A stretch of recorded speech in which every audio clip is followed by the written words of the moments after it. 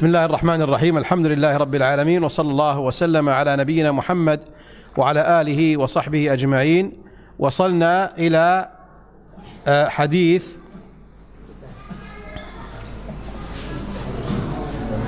باب إذا قال عند قوم شيئا ثم خرج فقال بخلافه.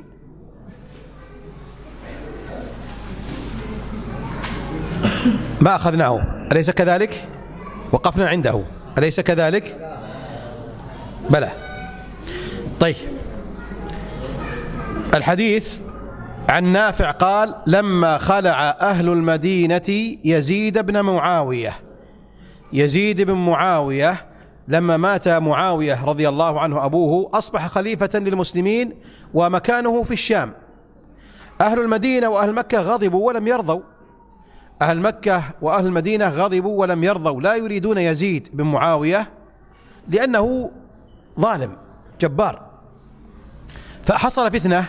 عبد الله بن الزبير وأهل المدينة خلعوا يزيد بن معاوية.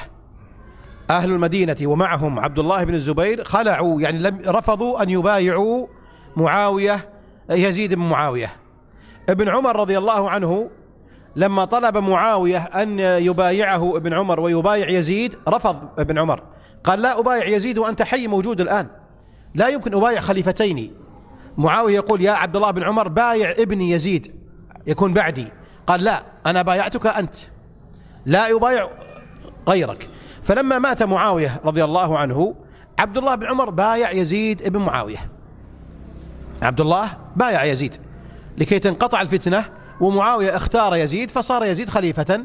عبد الله بن عمر بايعه، يعلم بأن يزيد جبار وظالم، ولكن بايعه لحفظ دماء المسلمين. عبد الله بن الزبير رفض أن يبايع يزيد بن معاوية، والحسين أيضا رفض أن يبايع يزيد بن معاوية. عبد الله بن عمر ماذا قال؟ لما عبد الله بن عمر رأى عبد الله بن الزبير وغيره يريدون الخروج على يزيد بن معاوية، ماذا قال عبد الله بن عمر؟ الآن بين اثنين، بين عبد الله بن الزبير وهو صحابي جليل، وبين يزيد بن معاوية وهو غير صحابي وأيضا ظالم ويبطش وجبار، بينما عبد الله بن الزبير أفضل. لكن عبد الله بن عمر لما بايع يزيد بن معاوية خرج عبد الله بن الزبير إلى الشام من أجل أن يقاتل يزيد بن معاوية ويعزله. عبد الله بن عمر، انظروا يا أخواني، الآن خليفة موجود ظالم، وهناك رجل طيب صالح صحابي اسمه عبد الله بن الزبير. عبد الله بن عمر ماذا يصنع؟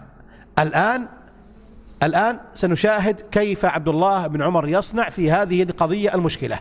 حاكم ظالم، حاكم فاسق، حاكم طاغية، وهناك إنسان رجل صالح عبد الله بن الزبير، أمه أسماء وأبوه الزبير بن عوام، هو أفضل منه، ويقول: أريد أنا أن أكون خليفة.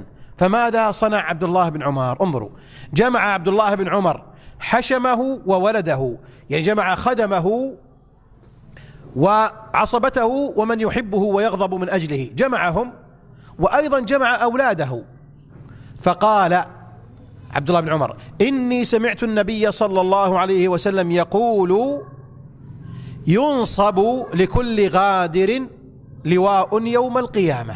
يعني يوم القيامة إذا مات الناس وقاموا، فإن الله عز وجل يأتي بالذي خرج على الإمام، يأتي به أمام الناس ويوضع له علم، لواء ينصب له علم لكي يراه الناس كلهم يشاهدونه، يقال: هذا قد غدر ونقض عهد الله عندما بويع هذا الرجل بالخلافة.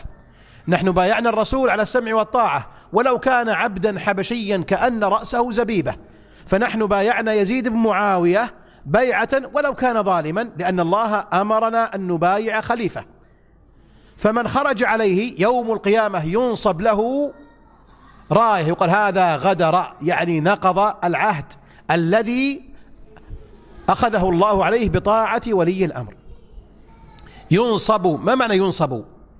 يعني يغرز بالأرض كالعلم، ينصب لكل غادر، يعني ناقض للعهد.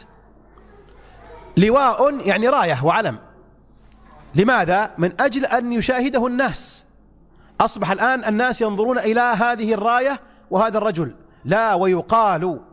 من هو القائل؟ الله أعلم. يقال هذه غدرة فلان، يعني تذكر مصيبته وخطأه، يقال أخطأ في كذا، هذه غدرته يعني خطأه، ثم يفضح أمام الناس. الله أمر النبي أن يعلمنا بأن نطيع ولاة الأمر، فمن خرج عليهم فإنه يوم القيامة يحاسب ويفضح أمام الخلق، يقال هذا غادر، غدر يعني نقض العهد، وخطأه هو أنه خرج على فلان ابن فلان. قال وإنا قد بايعنا هذا الرجل، يعني من؟ يزيد بن معاوية، على بيع الله ورسوله، يعني على عهد الله ورسوله الذي أخذه علينا. لا أعلم غدرا أعظم من أن يبايع رجل على بيع الله ورسوله ثم ينصب له القتال. كيف يا عبد الله بن زبير الآن تبايعه بالأمس والآن تنصب له القتال وتقاتله؟ ما أعلم غدرا أعظم من هذا. هذا كلام عبد الله بن عمر رضي الله عنهما. احفظوا هذا الحديث يا أخواني، وكل من ناقشكم قلوا هذا هو الحديث. كل من يناقش هذا الكتاب يا أخوان، كتاب الفتن، لا بد أن تقرؤوه مرارا، وارجعوا إلى كتاب ابن حجر شرحه شرحا وافيا رحمه الله تعالى، والعلماء شرحوا الحديث. فإذا حفظت الحديث هذا أصبح الآن عندك علم وسلاح. كل من يريد الخروج على الحكام نقول هذه كتاب الفتن، تعال ندرس أنا وإياك كتاب الفتن. هل تريد الحق؟ تعال نجلس أنا وإياك ننظر ما هو الصواب. هات الكتاب، الحمد لله الشروح موجودة. المشكلة يا إخواني أن الشروح باللغة العربية، فإذا ناقشته كيف يعرف اللغة العربية؟ تقول اذهب تعلم العربية واقرأ أنت بنفسك كلام الرسول. الرسول عربي والله تكلم بكلام عربي، فتعلم اللغة لأنها وسيلة لكي تفهم بنفسك أنت. لا تقول قال فلان شيخنا فلان وشيخنا فلان، دع هؤلاء، ارجع إلى كلام الله بالعربية، وإلى كلام رسوله بالعربية، وإلى الشروح بالعربية. رأيتم يا أخوان كيف أن هذه اللغة مهمة؟ والله مهمة جدا، أكثر من سماعها وأكثر من تعلمها، لأنها والله تبين لك الطريق الصحيح في فهم القرآن وفهم السنة من غير أحد. إذا تعلمتها لا تحتاج، عندك الكتب موجودة، والعلماء قد بسطوا ويسروا وشرحوا كل هذه المعلومات. فأكثر من يخرج هو جاهل، أكثر من يخرج هو جاهل، وبعضهم صاحب هوى، فصاحب الهوى يعمي الجاهل. صاحب الهوى يعلم لكنه صاحب هوى، فيعمي الجهلة من الناس. طيب هذا معنى هذا الحديث. الذي يليه لما كان ابن زياد يعني ابن أبي سفيان، ابن زياد أبوه أبو سفيان، ومروان بالشأم. ابن زياد ومروان كانا أمراء في الشام، فوثب يعني خرج ابن الزبير عليهم لقتالهم وهم بالشام. وثب ابن الزبير بمكة، يعني أول ما قتل معاوية الناس بدأوا يختلفون يتسابقون على الحكم، فمكة أخذها عبد الله بن الزبير، الشام أخذها ابن زياد ومروان يريد أن يكون هو خليفة.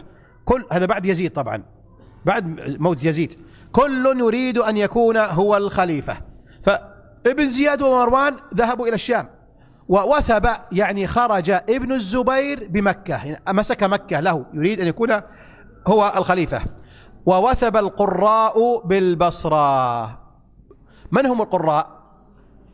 هؤلاء قوم كانوا قد بايعوا الحسين للقتال معه، ثم لما جاء يزيد بن معاوية بجيش كبير جدا هربوا من كربلاء وتركوا الحسين لوحده وقتل الحسين. هؤلاء ندموا وتابوا على تفريطهم في التخلي عن الحسين، فقالوا نحن التوابون، فبدأوا يكثرون من قراءة القرآن. مسكوا القرآن يقرؤونه، وهم الخوارج، مسكوا القرآن يقرؤونه، ثم وثبوا وذهبوا إلى البصرة ومسكوها، فعاش هؤلاء في البصرة وأصبحوا يمسكون بها.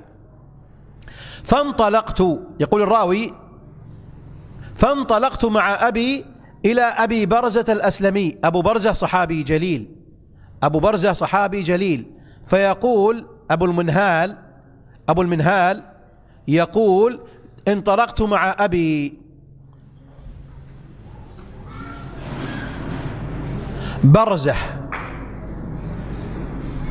أبي برزة صحابي، حتى دخلنا على أبي برزة في داره وهو جالس في ظل علية، يعني في غرفة فوقية، لو غرفة فوق، فأبو برزة الصحابي كان جالسا في هذه الغرفة فوق السطح، غرفة جالس فيها في ظل علية يعني عالية، له من قصب، فيها القصب يعني فيها، تعرفون القصب؟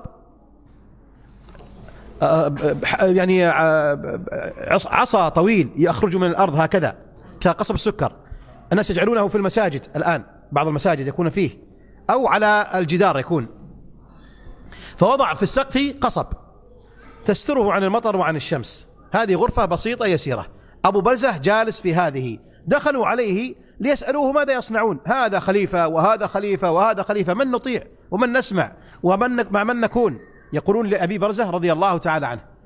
أبو برزة قال دخلنا عليه في داره وهو جالس في ظل علية له من قصب، فجلسنا إليه فأنشأ أبي، يعني بدأ أبي، يقول أبو المنهال أبي بدأ يستطعمه الحديث، يقول تكلم معنا، أعطنا، أفيدنا، زدنا، يستلطفه يعني يريد أن يتكلم، يأخذ منه العلم. فقال يا أبا برزة ألا ترى ما وقع فيه الناس من الاختلاف والافتراق وكل يريد أن يكون حاكما؟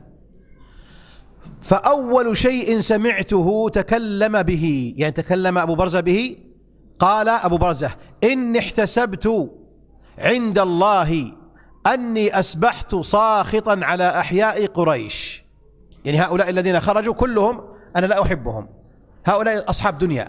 حتى عبد الله بن الزبير صحابي جليل يقول أبو برزة إنه خرج ومسك مكة من أجل أن يكون حاكما، ما كان لله.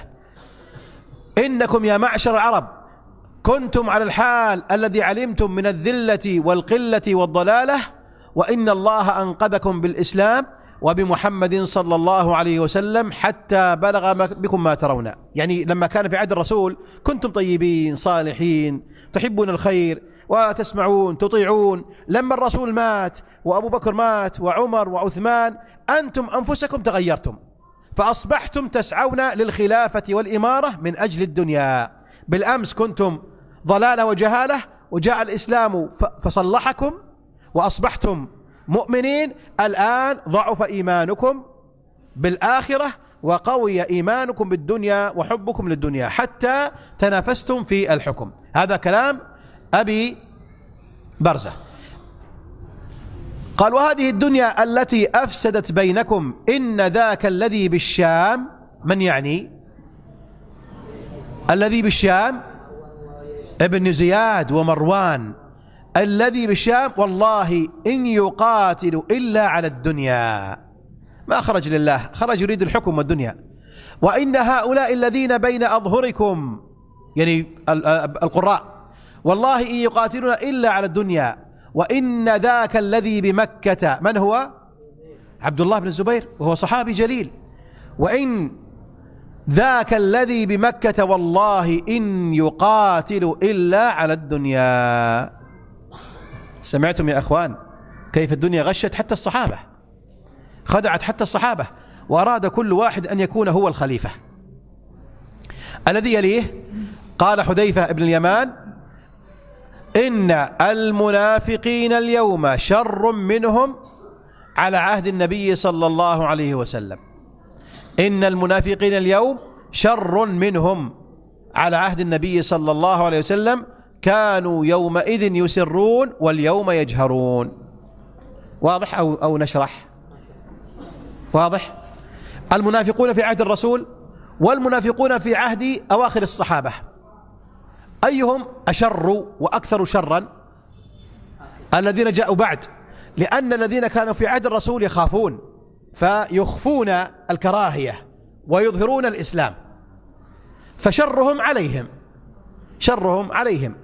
لكن لما ضعف الإسلام والمسلمون الآن جهر المنافقون يقول نحن مسلمون، هم كذابون، ثم يجهرون بالعداء والتفريق بين الصحابة والتابعين. فأيهما أشر، النفاق في السابق أو في اللاحق؟ في اللاحق أشد من السابق. في عهد أواخر الصحابة والتابعين كان أشر ممن كان من المنافقين في عهد النبي عليه الصلاة والسلام. يعني يبين، يعلمنا بأن الدين قوي أو ضعف. الدين في عهد آخر الصحابة وأول التابعين الدين ضعف أو قوي؟ ضعف الدين. فلما ضعف الدين قوي النفاق، يعني عكسي، هو دين قوي المنافق ضعيف، دين ضعيف المنافق قوي، يصرح ويتكلم ويجهر بذلك. هذا معنى الحديث. الذي يليه باب لا تقوم الساعة حتى يغبط أهل القبور.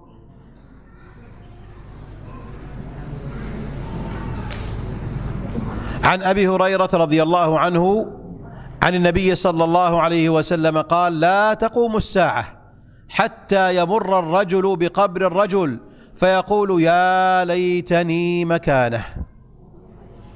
سبحان الله، يحب الموت لأنه يرى شيئا أعظم عليه من الموت. الموت شديد، لكن هناك ما هو أشد. متى يا أخوان؟ إذا كثر الفساد في الأرض وأصبح المفسدون هم الذين يتولون المناصب، وهم الذين يخرجون في الإعلام، وهم الذين يملكون الأموال، وهم الذين يملكون الجرائد والمجلات والقنوات، وهم الذين يتكلمون ويفعلون المنكر ولا أحد ينهاهم ولا يتكلم عليهم. إذا بلغ الزمن هذا الزمن فإن الإنسان المؤمن لضعف المؤمنين وقلتهم ويخاف على دينه يذهب إلى المقبرة ثم يتمرغ بالقبر ويقول: يا ليتني أنا صاحب هذا القبر. هو لا يستطيع أن يقتل نفسه، حرام، لكن يتمنى أنه يموت الآن خشية على دينه أن يتغير. يا إخواني، هذا الزمن جاء أو بعد؟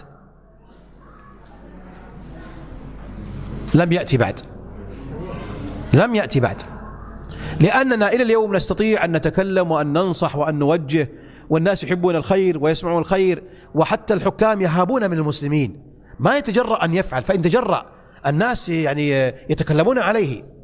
فأصبح يعني الإسلام اليوم الحمد لله، لا نقول قوي جدا لكن قوي، والآن كل سنة أحسن من الأخرى، كل سنة الإسلام يقوى والمسلمون يقوون. هذا الوقت الزمن لم يأتي بعد، الحمد لله.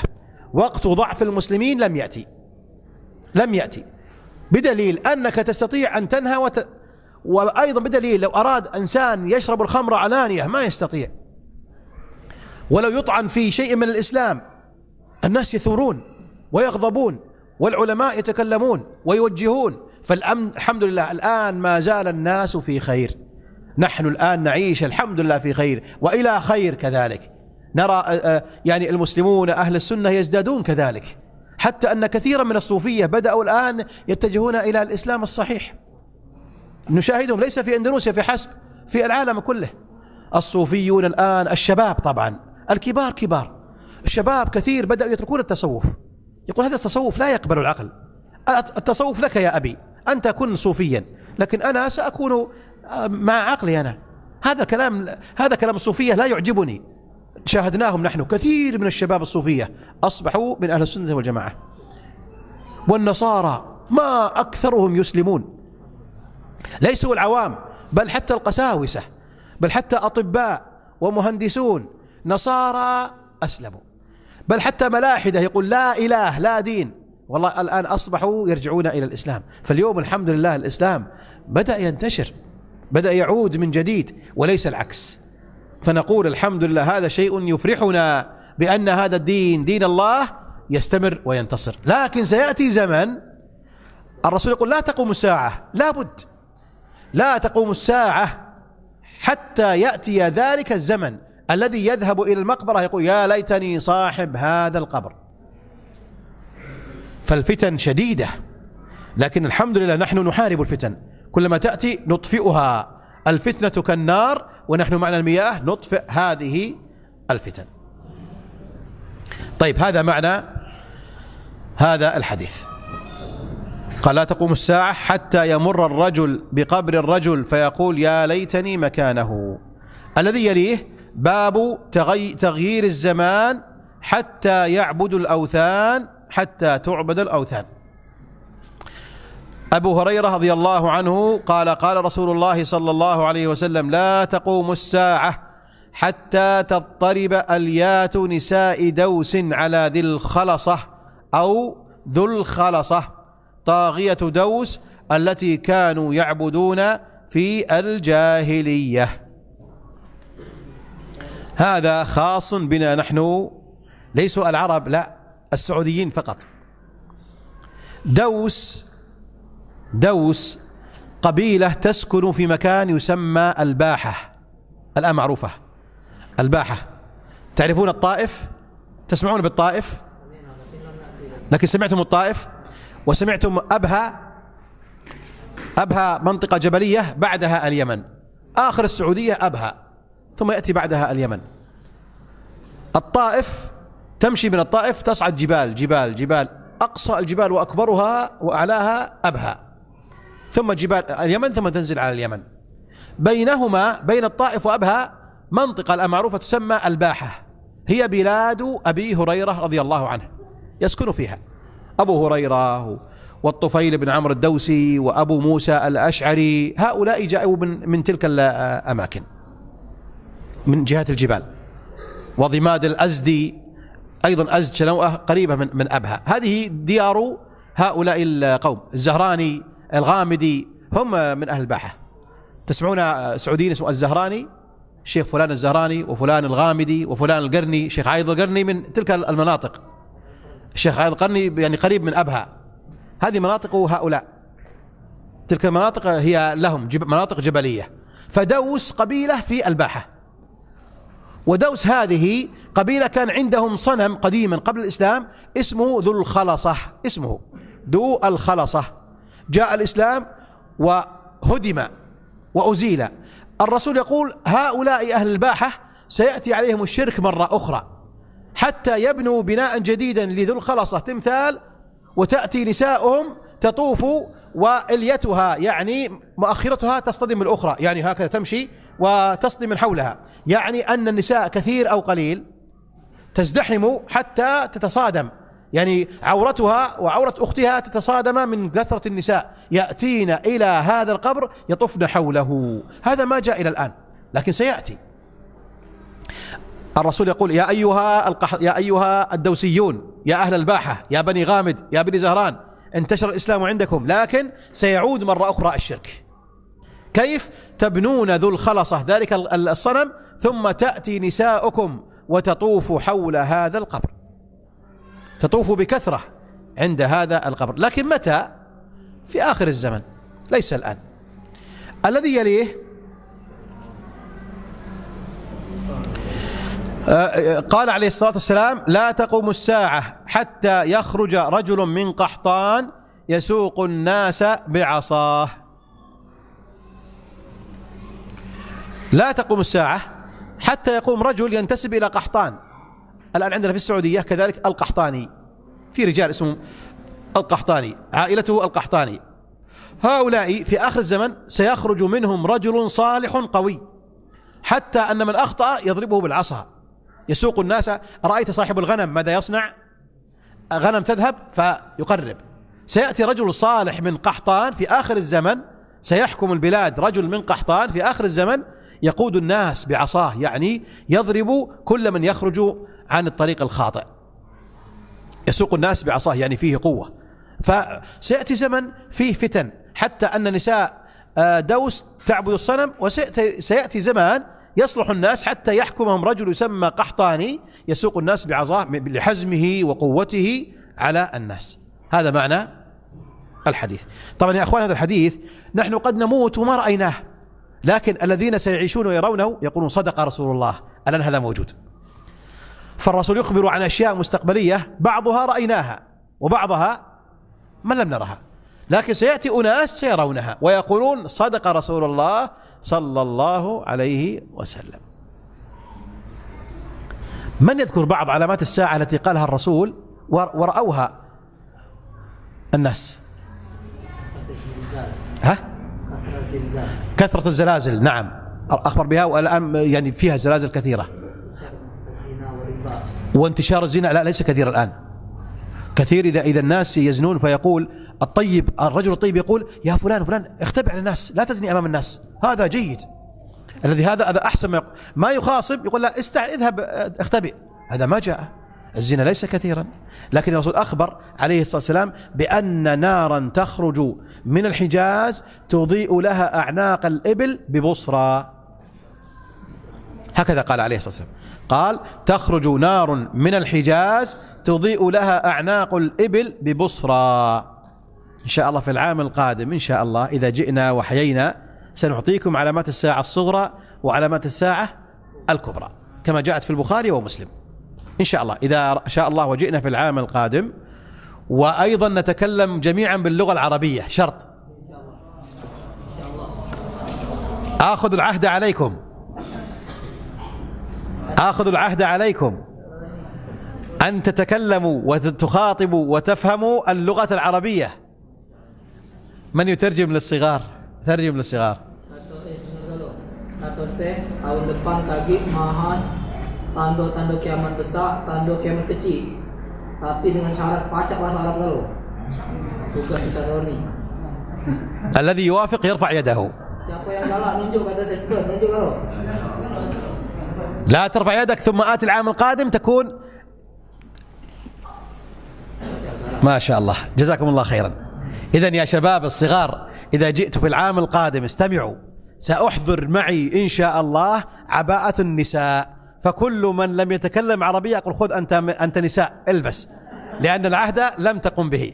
ترجم له. Tahun depan saya ngawak ini apa tutup kepala betino lagi yang baca bahasa Arab dipakai di sini betino jadinya. خلاص إن شاء الله.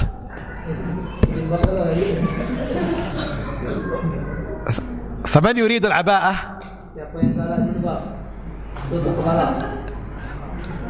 إذا تعلموا اللغة العربية جيدا إن شاء الله. اجتهدوا في تعلم اللغة العربية. الذي يليه باب خروج النار. قال عليه الصلاة والسلام لا تقوم الساعة حتى تخرج نار من أرض الحجاز تضيء أعناق الإبل ببصرى. ما معناه؟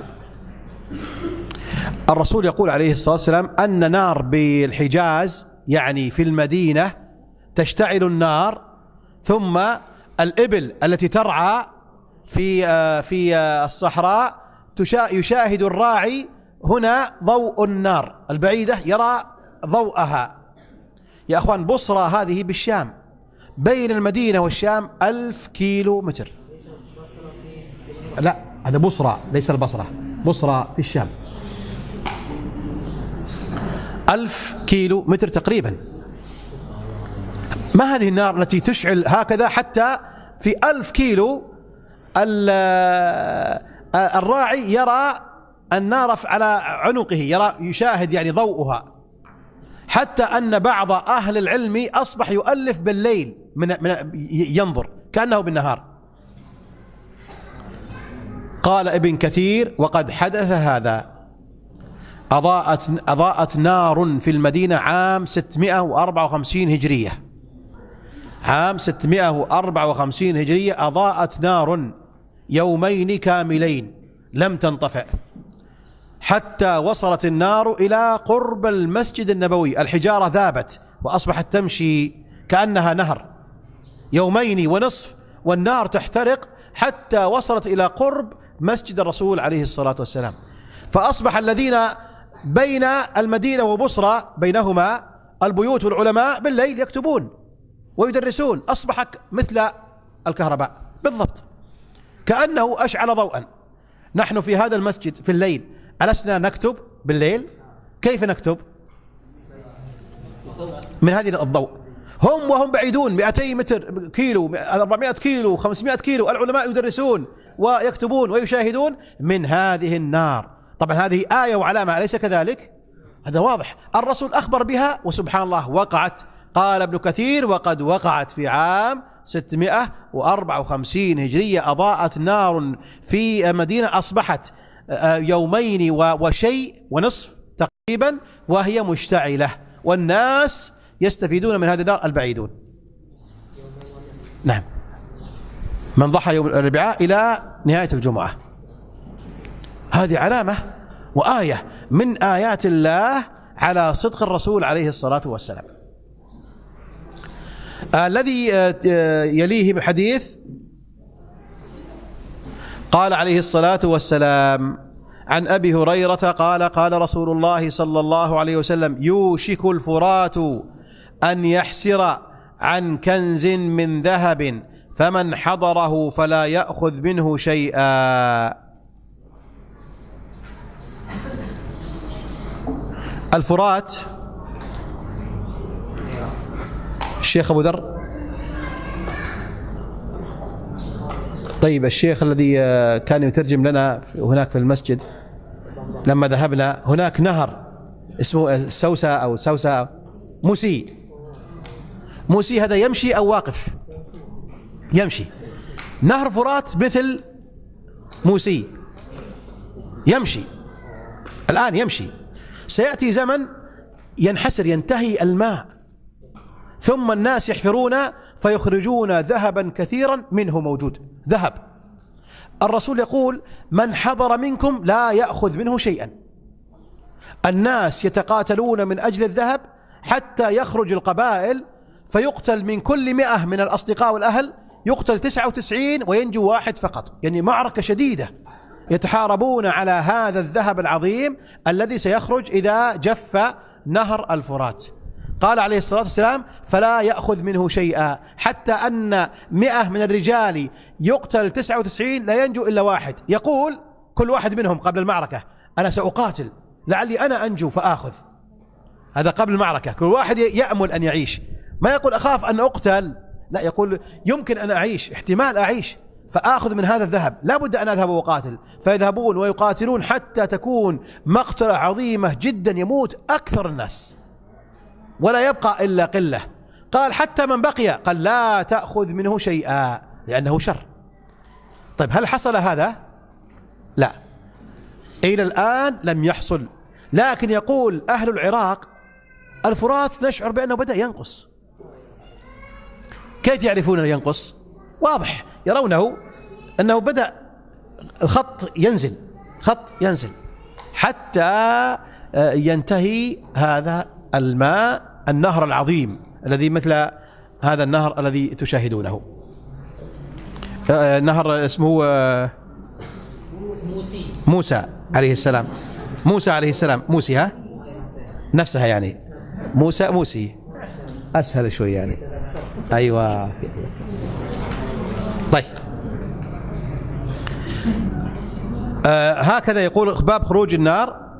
الذي بعده باب، يا أخوان اسمحوا لي، أنا إن شاء الله يعني الآن بقي معنا، انتهينا من القواعد المثلى.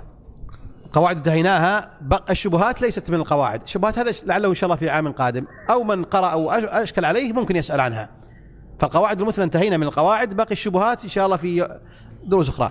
بينما الفتن ما انتهيناه، وال40 ما انتهينا. فإن شاء الله بالعصر سنأخذ ال40 النووية، وغدا الجمعة إن شاء الله سنأخذ في الصباح الباكر إذا بقي شيء من ال40، أو نأخذ الفتن وننهيها إن شاء الله في الصباح، بحيث يكون الظهر لكم تذاكرون للاختبار، وفي عصر يوم الجمعة يكون الاختبار، وفي المغرب يكون التوزيع، نصحح في العصر إذا أخذنا، ثم يكون الختام يوم الجمعة، نوزع الجوائز على الفائزين، وإن شاء الله نودعكم يوم السبت في الصباح.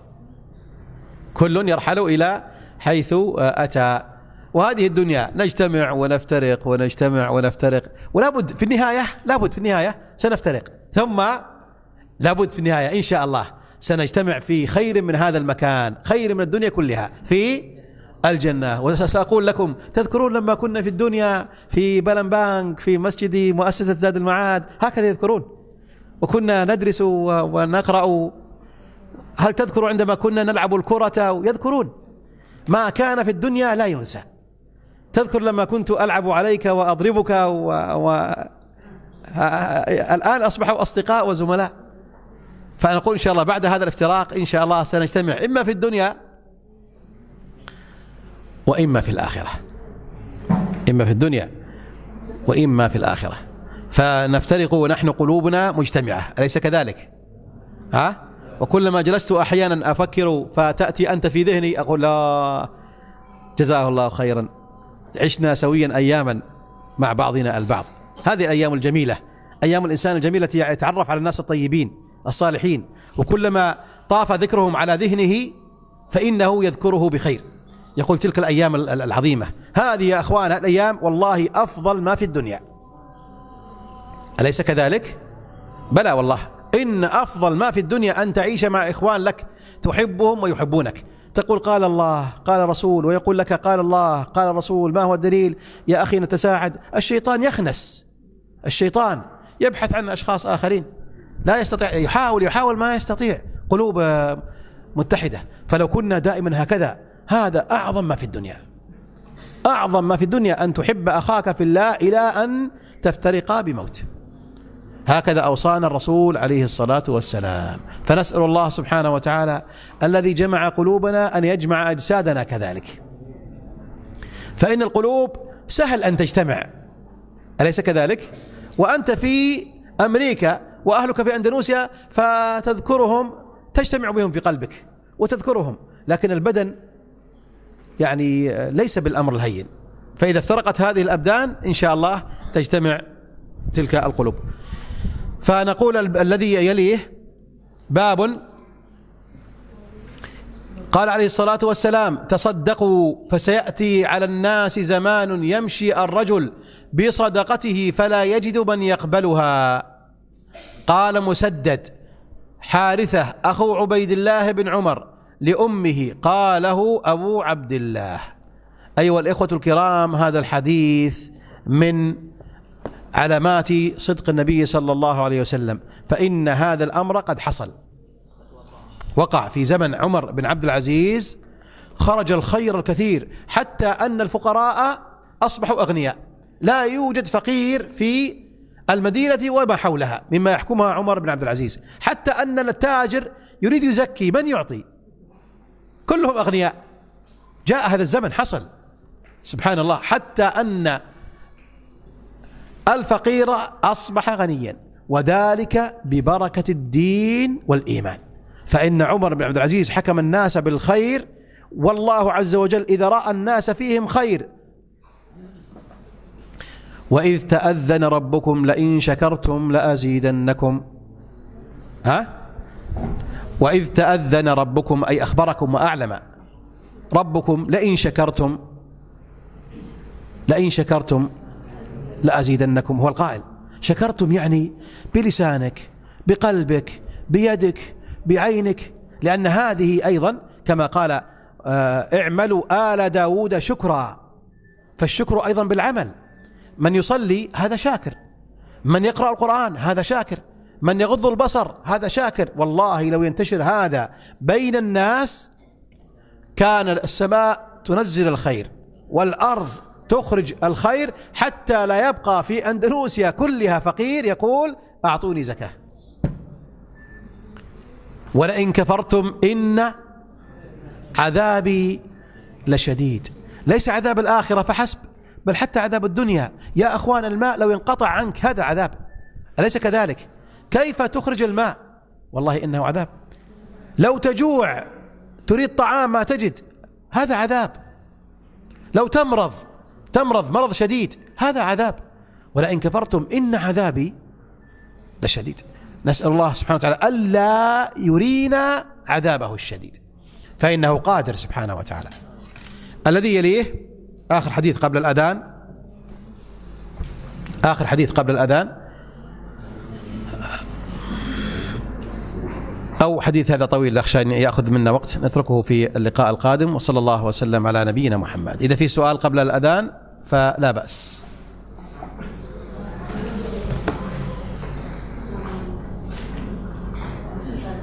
هل هناك سؤال قبل أن يؤذن؟ طيب، إذن عليكم الآن أن تتجهوا إلى الغرف أيها الشباب لتصلحوها. سوف نشاهد غرفكم. ترجم لهم. Bagi yang anak-anak silakan kamarnya dibersihkan biasanya minta. يلا بسم الله يذهبون قبل الأذان.